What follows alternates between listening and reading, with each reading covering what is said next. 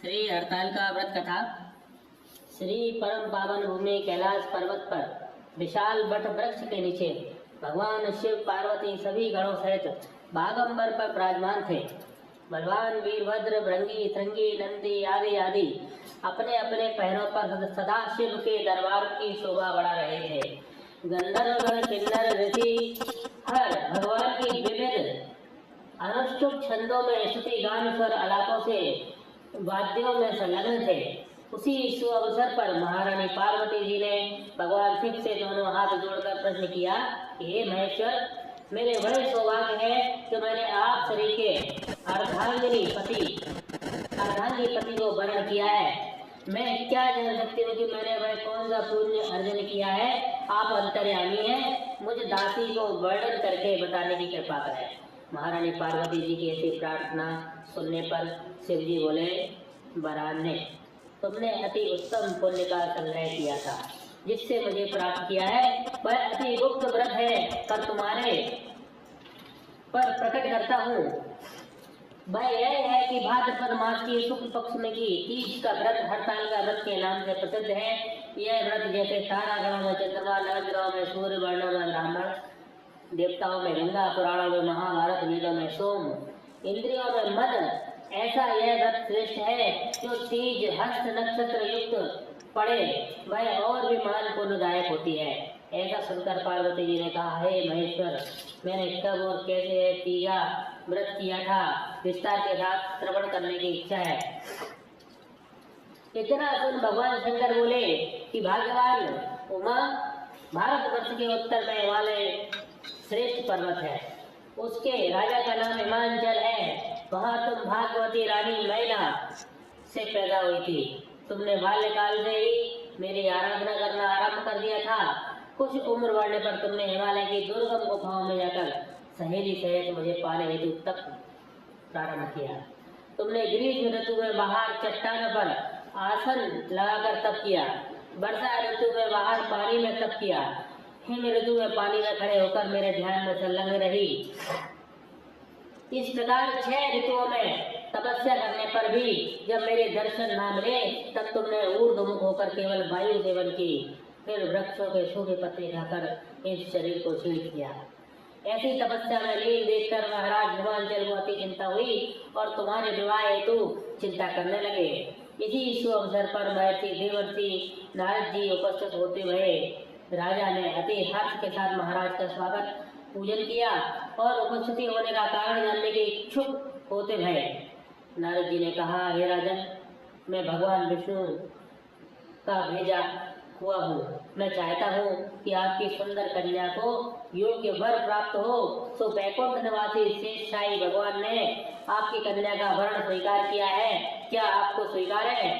राजा हिमांचल ने कहा, महाराज, मेरे सौभाग्य है जो मेरी कन्या को विष्णु जी ने स्वीकार किया और मैं अवश्य ही उन्हें अपनी कन्या उमा का वरदान करूंगा। यह सुनिश्चित हो जाने पर नारद जी वैकुंठ पहुंचकर श्री विष्णु भगवान से पार्वती जी के विवाह का पूर्ण होना सुनाया।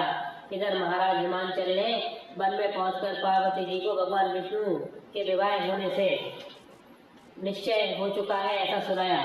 ऐसा सुनते ही पार्वती जी को महान दुख हुआ। उस दुख से तुम विहल होकर अपनी सखी के पास पहुंचकर विलाप करने लगी। तो तुम्हारा विलाप देखकर सखी ने तुम्हारी इच्छा जानकर कहा, देवी, मैं तुम्हें ऐसी गुहा में तपस्या के लिए ले चलूंगी जहाँ महाराज हिमांचल भी न आ सकेंगे। ऐसा कर सहेली उमा सहित हिमालय की गहरी गुफा में विलीन हो जाती भई। तब महाराज हिमांचल घबराकर पार्वती जी को ढूंढते हुए विलाप करने लगे कि मैंने विष्णु जी को वचन दिया है, वह कैसे पूर्ण होगा? ऐसे कहकर वह मूर्छित हो गए। तब सभी पूर्ववासी को साथ लेकर ढूंढने को महाराज ने पदार्पण कर ऐसी चिंता करके कि क्या मेरी कन्या को कोई व्याघ्र खा गया या सर्प ने डस लिया या कोई राक्षस हर कर ले गया। उस समय तुम अपनी सहेली के साथ ही गए गुफा में पहुंच बिना जल अन्न के मेरे व्रत को आरंभ करके नदी की बालू का लिंग स्थापित कर विविध वन पुष्प फलों से पूजन करने लगी। उसी दिन भाद्र मास की तृतीया शुक्ल पक्ष हस्त नक्षत्र युक्त प्राप्त थी। मेरी पूजा के फलस्वरूप से मेरा सिंहासन हिल उठा तो मैंने तुम्हें दर्शन दिया। और तुमने कहा देवी मैं तुम्हारे व्रत और पूजन से अति प्रसन्न हूँ। और तुमसे कहा कि हे देवी मैं तुम्हारे व्रत और पूजन से अति प्रसन्न हूँ, तुम अपनी कामना का मुझसे वर्णन करो। इतना सुन तुमने लज्जित भाव से प्रार्थना की कि आप अंतर्यामी हैं, मेरे मन के भाव आपसे छुपे नहीं है, आपको पति रूप चाहती हूँ। इतना सुनकर मैंने तुम्हें एवं अस्तु इच्छित पूर्ण वरदान देकर अंतर्ध्यान हो गए। इसके बाद तुम्हारे पिता हिमांचल मंत्रियों से ढूंढते ढूंढते नदी तट पर मारे शोक के मुंह से तो गिर पड़े। उसी समय तुम मैं सहेली के मेरे बालू की मूर्ति विसर्जन करने हेतु नदी तट पर पहुंची। उसी समय तुम्हारे नगर निवासी मंत्रीगण मैं हिमांचल के तुम्हारे दर्शन कर अति प्रसन्नता को प्राप्त हुए और लिपट लिपट कर रोने लगे और बोले उमा तुम इस भयंकर वन में कैसे चली आई, जो अति भयानक है, जहाँ सिंह व्याघ्र जहरीले भयंकर सर्पों का निवास है, जहाँ मनुष्य के प्राण संकट में हो सकते हैं। इससे हे पुत्री इस भयंकर वन को त्याग के अपने गृह को प्रस्थान करो। पिता के ऐसा कहने पर तुमने कहा पिताजी मेरा विवाह तुमने भगवान विष्णु के साथ स्वीकार कर लिया, इससे मैं इसी वन में रहकर अपने प्राण विसर्जन करूंगी। ऐसा सुनकर महाराज हिमांचल अति दुखी हुए और बोले प्यारी पुत्री तो शोक मत करो, मैं तुम्हारा विवाह कदापि भगवान विष्णु के साथ न करूंगा और तुम्हारा अभीष्ट वर जो तुम्हें प्राप्त है उन्हीं सदाशिव के साथ करूंगा। तुम पुत्री मेरे पर अति प्रसन्न हो। तब मैं सहेली के साथ नगर में उपस्थित होकर अपनी माता सहेलियों से मिलती गई। कुछ समय बाद शुभ मुहूर्त में तुम्हारा विवाह वेद विधि के साथ महाराज हिमांचल व महारानी महिला ने मेरे साथ कर पुण्य अर्जन किया। हे सौभाग्यशाली जो सहेली ने तुमको हरण कर हिमालय की गुफा में रखकर मेरा तीज व्रत किया, इसी से इस व्रत का नाम हरतालिका पड़ा और यह व्रत सब व्रतों का व्रतराज हुआ। इस प्रकार माता पार्वती ने कहा प्रभु आपने मेरे मिलने की सुखद कथा सुनाकर मुझे प्रसन्न तो किया, पर इस व्रत के करने का विधान व फल मुझे नहीं सुनाया, इसलिए कृपा करके मुझे इसके करने की विधि व पृथक पृथक फल भी सुनाइए। इतना सुन के भगवान शिव ने कहा प्रिय मैं इस व्रतराज का संविधान फल सुना रहा हूँ। यह व्रत सौभाग्यवती नारी व पति चाहने वाली कन्या को करना चाहिए। यह व्रत भाद्रपद के शुक्ल पक्ष की तृतीया के शाम को आरंभ कर 30 का व्रत धारण करें। यह व्रत निराहार बिना फल आहार और निर्जला होकर करना चाहिए।